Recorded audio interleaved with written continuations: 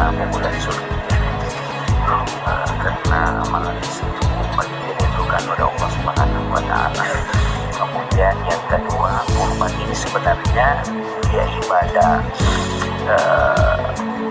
sosial, termasuk ibadah sosial dan juga ibadah untuk mendekatkan diri kepada Allah. Makanya kurban itu selain kita mendapat bagian dari daging kurban itu juga dianjurkan untuk disedekahkan. Makanya ibadah ini sangat penting untuk membantu umat muslim, tapi juga sangat dirindukan oleh Allah. Dan salah satu dari sekian banyak ibadah yang paling cepat diterima pahalanya sebenarnya adalah kurban, karena sebelum darahnya menetes ketika disembelih sampai ke tanah itu pahalanya sudah sampai di sisi Allah. Makanya memang ini ibadah pilihan, dan di hari kemudian kelak juga dia akan datang, binatang itu akan datang kepada yang berkorban dengan sempurna.